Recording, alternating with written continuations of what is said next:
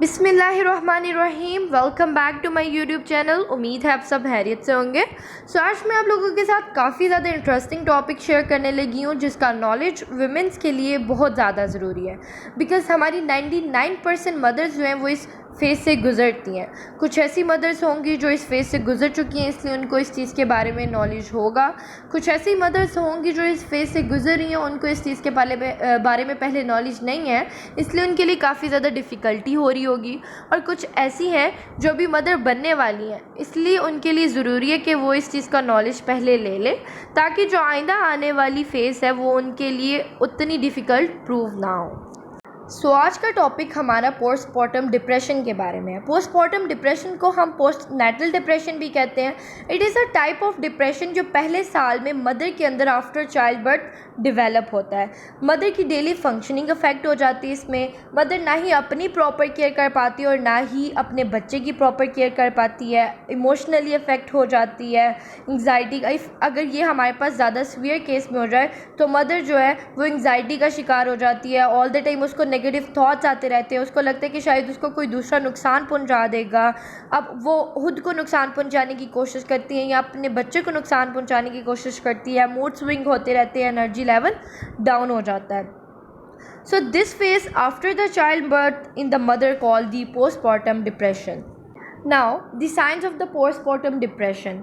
हमारा जो मूड है वो ऑल द टाइम ख़राब रहता है, हमारा एनर्जी लेवल डाउन रहता है, हम एंग्जाइटी का शिकार हो जाते हैं, हम हर चीज़ से एग्जॉस्टेड फील करते हैं, हमें लगता है कि हम अकेले हैं, हर कोई हमारे साथ ज़्यादती कर रहा है, हमें ऑल द टाइम रोना आता रहता है, हमें नींद आने में मुश्किल होती है और हम अकेले रहने से डरते हैं। So these are the some signs of the postpartum depression. Now ऐसी कौन सी वजूहात हैं कि हम पोस्टमार्टम डिप्रेशन का शिकार हो जाते हैं?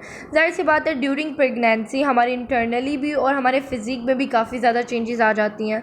कुछ हार्मोनल चेंजेस की वजह से भी, फैमिली सपोर्ट ना होने की वजह से, फैमिली आपको प्रॉपर ट्रीट नहीं कर रही है, लैक ऑफ सोशल सपोर्ट, हमारा इन्वायरमेंट ऐसा है कि जैसे फॉर एग्जांपल कोई आया है, तुम्हारे बच्चे का सर नहीं सही बन रहा, तुम्हें ऐसे करना चाहिए, तुम्हें ऐसे करना चाहिए। मदर ऑलरेडी इतनी फेजेस से गुजरी है और उसको आकर एक और नई टेंशन दे देना। आपका स्लीप साइकिल डिस्टर्ब हो जाता है, जिसकी वजह से अपने बॉडी इमेज को लेके आप बड़े ज़्यादा कंसर्न हो जाते हो। वही बात जैसे मैंने पहले की कि हमारे इन्वायरमेंट ऐसा है, जैसे फॉर एग्जांपल तुम पहली बच्चे के बाद इतनी ज़्यादा मोटी होगी तो आगे क्या होगा?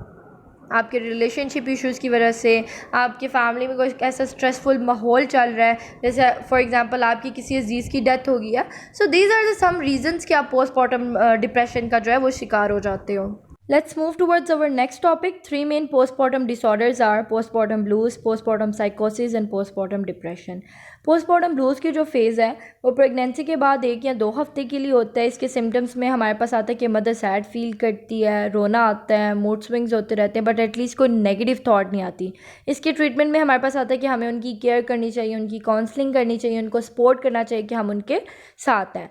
नेक्स्ट, पोस्टमार्टम साइकोसिस। पोस्टमार्टम साइकोसिस फेज़ जो है वो प्रेगनेंसी के बाद 2 या 3 हफ्ते के लिए होते हैं और इसके सिम्टम्स हमारे पास आते हैं कि मदर जो है वो डिप्रेस हो जाती है, डिल्यूजन, मतलब ऐसी थॉट्स जिनका रियलिटी से कोई ताल्लुक ही नहीं है, ऐसी थॉट्स हमें आती है जो रियलिटी में होता ही नहीं ऐसा, और अपने बच्चे को नुकसान पहुंचाने की कोशिश करते हैं और उनका ऐसा लगता है कि शायद उनको कोई नुकसान पहुंचा रहा है। तो इनके ट्रीटमेंट में आता है कि उनकी काउंसलिंग की जाती है, उनकी केयर की जाती है और कुछ मेडिसिन आती हैं such as antipsychotics. Next, postpartum depression. Postpartum depression सबसे ज़्यादा लॉन्ग फेज़ होती है जो प्रेगनेंसी के बाद 1 से 2 महीने तक के लिए रहती है।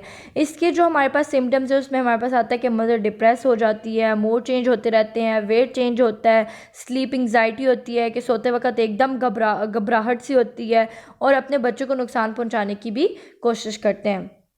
इसके ट्रीटमेंट में हमारे पास आता है कि इनकी केयर करनी चाहिए, इनको सपोर्ट करना चाहिए, इनकी काउंसलिंग करनी चाहिए और कुछ हमारे पास मेडिसिन आती हैं such as the antidepressant. At last, treatment of postpartum depression. कुछ मेडिसिन प्रोवाइड की जाती हैं, मदर को चाहिए अपना थोड़ा सा लाइफस्टाइल चेंज करे, अपनी थोड़ी सी केयर करे। कुछ साइकोथेरापीज प्रोवाइड की जाती हैं, फैमिली को गाइड किया जाए कि वो मदर को कैसे सपोर्ट करें। आपके प्रोफेशनल्स को चाहिए कि वो आपको पहले गाइड करें ताकि आइंदा आने वाली फेज आपके लिए इतनी डिफ़िकल्ट ना हो। आई होप आज का लेक्चर आप लोगों के लिए काफ़ी ज़्यादा इन्फॉर्मेटिव प्रूव हुआ हो. If you guys still have any confusion so you can ask from me, and if you guys like my video so please don't forget to share, subscribe my channel. इंशाल्लाह next video में एक नए informative topic के साथ आपके साथ मुलाकात होती है. तब तक के लिए अल्लाह हाफिज़.